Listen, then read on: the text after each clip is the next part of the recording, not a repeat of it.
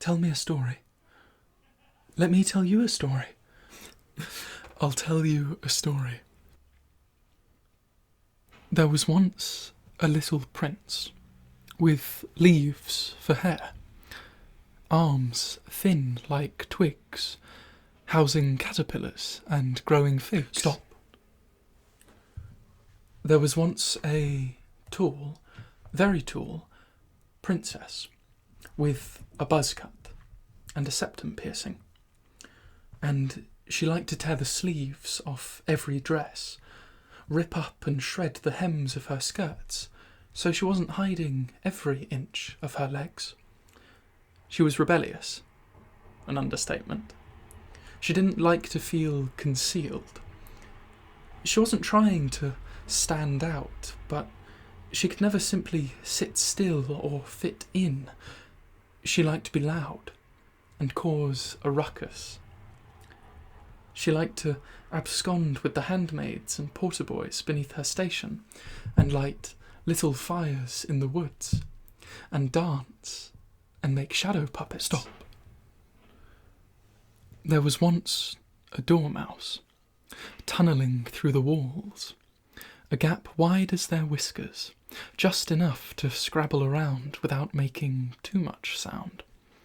Of course, they didn't know they were a dormouse, only that they had 4 legs and liked to scurry. Through gaps in the wallpaper, little tears dredging up light, they saw giant mole rats, pink and hairless upon 2 feet. Stop. There was once an inventor, convinced that he could break the law of equivalent exchange, the conservation of energy, if he could appeal to the minds of electrons. Determined it was all a matter of persuasion, he became a great public speaker, a politician.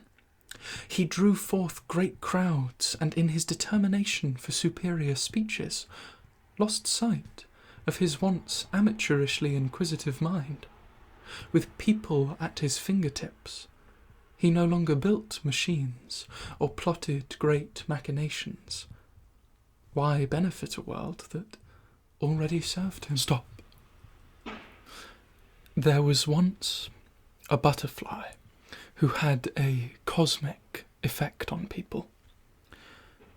Each flap of its wings conjured mystic winds, felt only on the licked fingers of soothsayers, sea captains and golf players. A tinge more salt in the air. Stop. There was once a burglar who stole people's hearts. Stop. There was once a boy band who did the same. Stop. There was once a father who didn't understand the words young people used anymore. Stop. There was once a young person who would come to regret some of the things they had done once they became an older person. Stop. There was once a ghost with unfinished business, cursed to haunt their little village until someone completed their final task and bid them farewell. During a time of great hardship, within a prophetic storm, they were struck down by lightning as they intended to lay flowers at their mother's grave. The child, a bastard, and flowers burnt to ashen crisp, was buried where they lay, a single metre away. Stop. There was once a village in which no one wanted to leave. No one had ever left. It couldn't be found on any map, as who would go elsewhere to speak of such a place? In it had every desire one could hope to meet. Stop. There was once a sandstorm, with a vivid imagination, reshaping deserts like a continental etch-a-sketch, only seen by the clouds and stray birds who misunderstood their flock's migration. Stop. There was once a sandbox, with children sitting in it, poking chubby fingers through the grit, clawing at soft dirt outside their playpen, muddying the adventure, to be hosed down afterwards, capable of more slobber than the dog. Stop.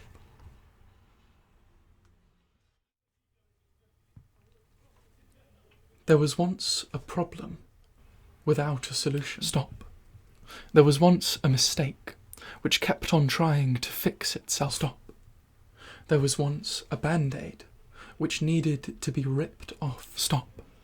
There was once an argument which had gone on for so long no one could tell you who had started it. Stop. There was once a wall who behaved quite stoic and orderly, serving its purpose. It had 3 siblings, of which the 2 middle children were equally well behaved, if a little more demanding of attention and decoration. But the 4th, the runt of the litter, was a real troublemaker. Stop. There was once a world the size of a 6-inch screen, through which many great adventures were explored. Stop. There was once a man who lived alone and wasn't very good at making plans. He woke up at dawn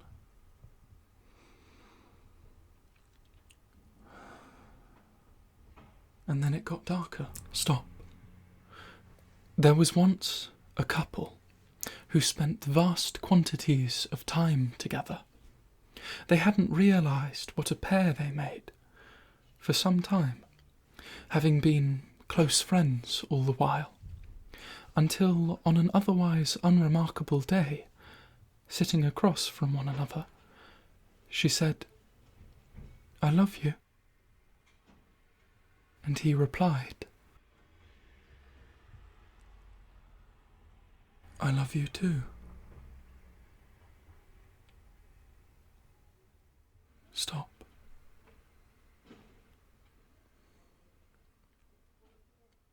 Thank you.